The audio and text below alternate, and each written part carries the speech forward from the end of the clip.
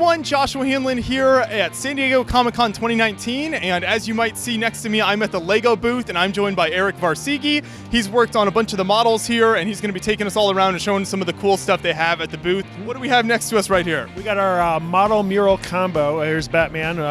Batman's 80th anniversary is this year, so we thought best to feature him. And it's based on one of the variant covers for Detective 1000. So a big milestone for that book. Yeah.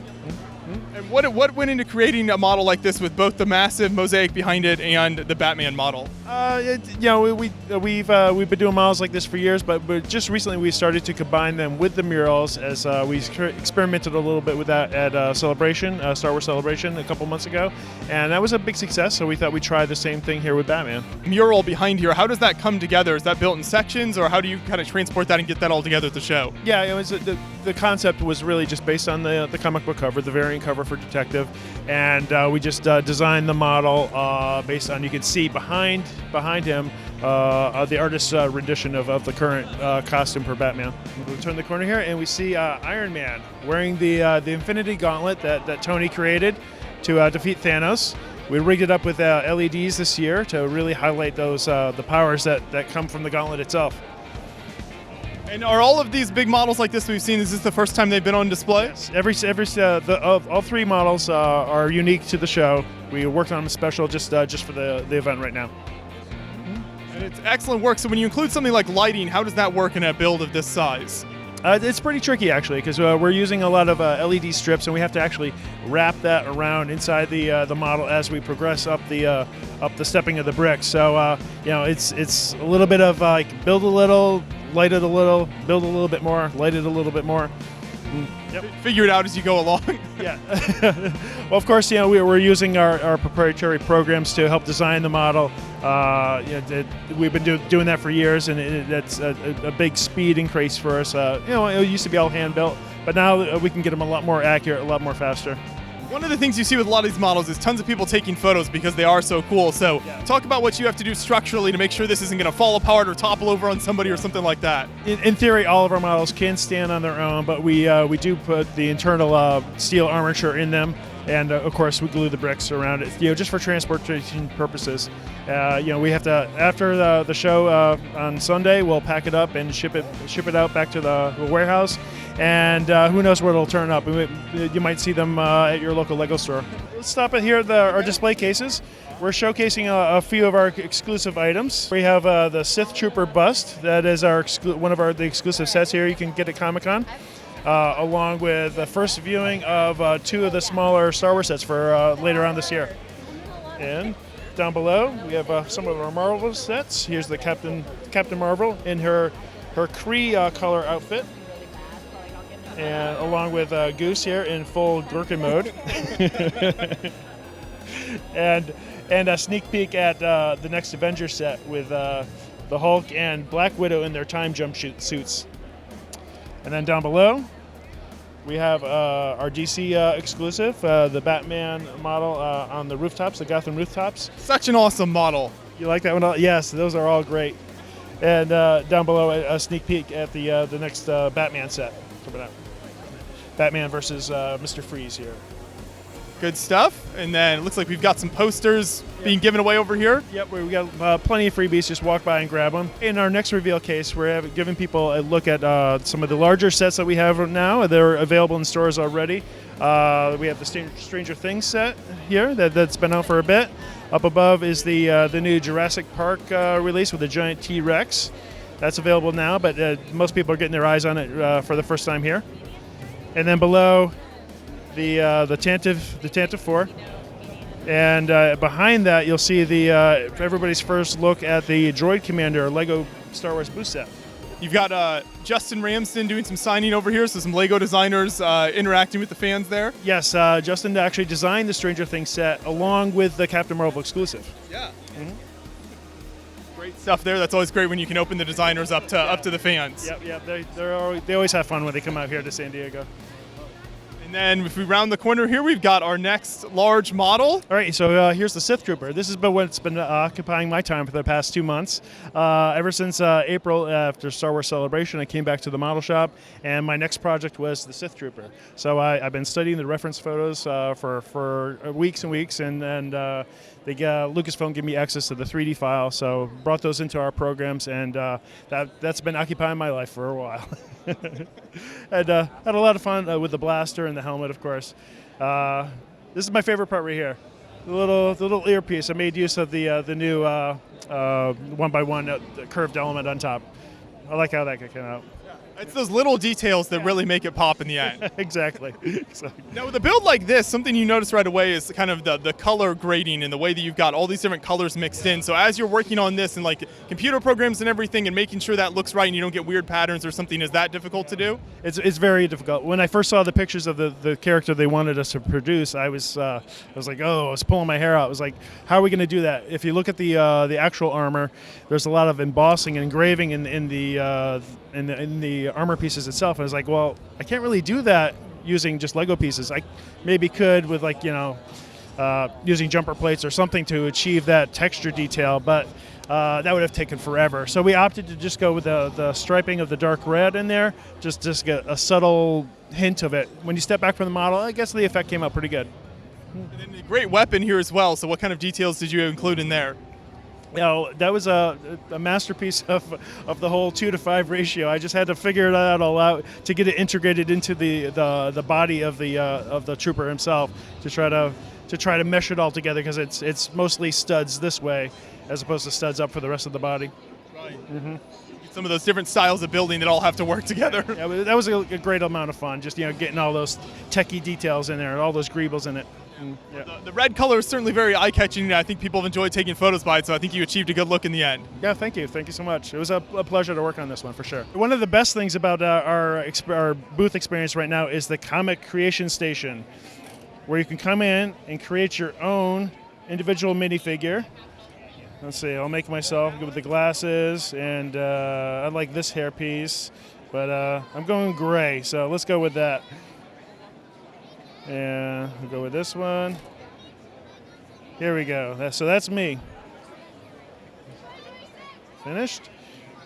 Put in my name here. There.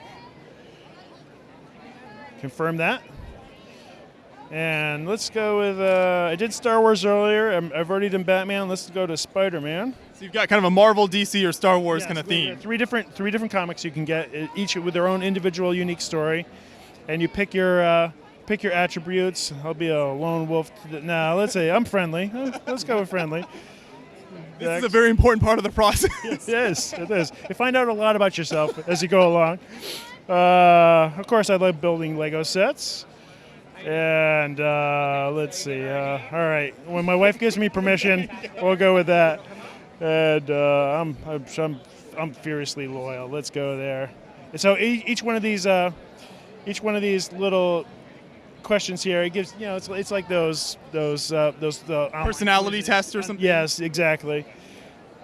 And that will just give you each comic its own unique flavor. All the information that you selected gets sent over to our machines here, the Cain printers, and 4 or 5 minutes later, you got your own unique individual comic book.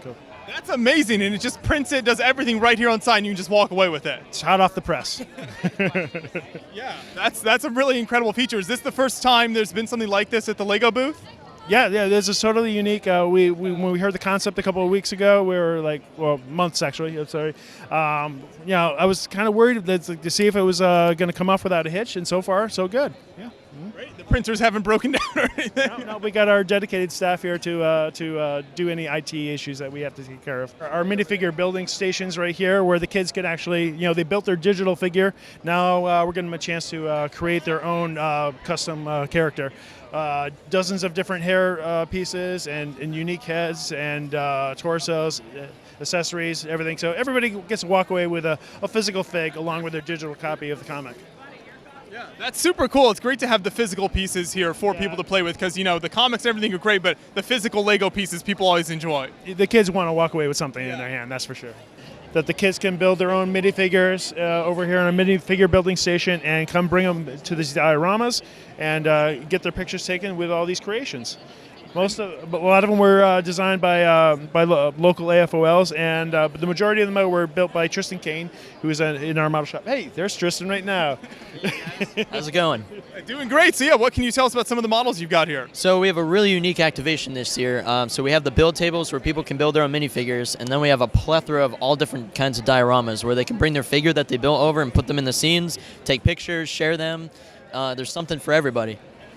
You want to point out maybe a couple you've done here and some of the details that you included in them? Sure, absolutely. We'll walk right over here. At the Lego Enfield office, we worked with all of our intellectual property partners. So this was one we did for Marvel, and it's Avengers Armory. So we got the big A in the back. We did like a hidden, secretive like doors and things. So here you see we got all the some of the weapons behind the doors. We got Cap's shield under the computer. Iron Man suits, so it was definitely an awesome model to work on. I love the Avengers A with like the brick-built lettering there. All thanks to the new parts that they released. We got the diagonal cut 2x2 tiles, so it was perfect for that A. Awesome work. So you've got how many models on display throughout? So we have 18 of these dioramas total. We reached out to the fan community, so a lot of these were built and sent to us. And then like I said, the licensed ones we did at the Enfield office. So continuing with all our various themes over here, we have the Stranger Things Department of Energy Lab.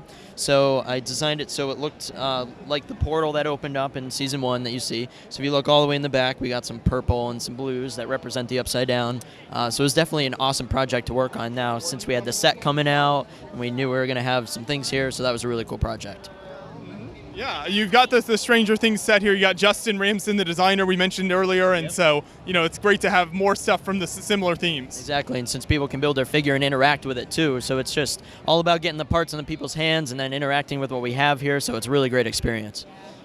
And what do we have next to that? Next up, we have Star Wars. So this is the Millennium Falcon interior. It's the classic scene with the space chest and the seating, and if you look like eye level all the way down the hallway. I built it so it continues on, so it looks like it's actually the inside of the ship. You've got so many little details in there. Talk about that, almost like greebling and stuff. Yes. You were able to achieve. So I used a lot of reference photos of the Millennium Falcon. So the top here is where the top of the ship would be, where the panels meet, and then all the greebling inside. And then here is based off of actually where the tubes are in the actual ship from the movie. So we have all the tubing running through the walls, the chair, the gate, the grates down at the bottom. So a lot of fine details that were in the scene. So it was an awesome experience to be able to use the parts that we have to do as detailed as possible, get it looking just like the real thing. With builds of this size, you pretty much just transport them all as one piece, just bring them out to the show. You don't have to break it down too much? Yes. So the beauty of it was they're all built on the 32 by 32 stud base plates. So everything was built off that and around it. So you just pick them up, bring them, box them up, and then good to go. Yeah. Over here we have our Gotham City rooftop for DC Comics.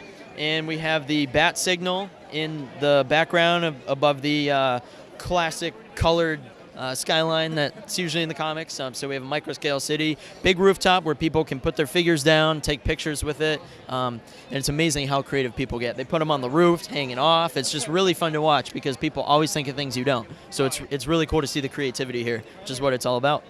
Yeah, the public will always take it in some new, interesting direction that you maybe never even imagined, even though you built the model. Absolutely. And it's very reminiscent, it seems like, of the one Batman exclusive set at Comic-Con as well, where you're trying to go for some similar aesthetic. Yeah, so this is what the partners asked for. They wanted a micro-scale city with the Bat logo, rooftop. So, yeah, I think they wanted all the conjunction of everything working together, which is really cool. One thing that stands out here is definitely that Bat logo and all the different pieces you had to put in there to create the shapes and everything. So how did that come together? So I did an original design of it with just plates built sideways, and it looked a little too blocky. It didn't have like defined curves, and it was like cropped. So I did a second go of it, and I started by making a circle with staggered plates so the studs are all facing out except the bottom, so you can stud it down. And then we have the cheese slopes up here for the wings. So when you have cheese slopes inverted sitting on top of each other, there's a half a plate difference to get it back on system. So you can kind of see it right here is one of those snot plates. So it's got the 2x2 plate, and then it has the angled part on the side with the 4 studs facing off. So that's sideways to make up that difference.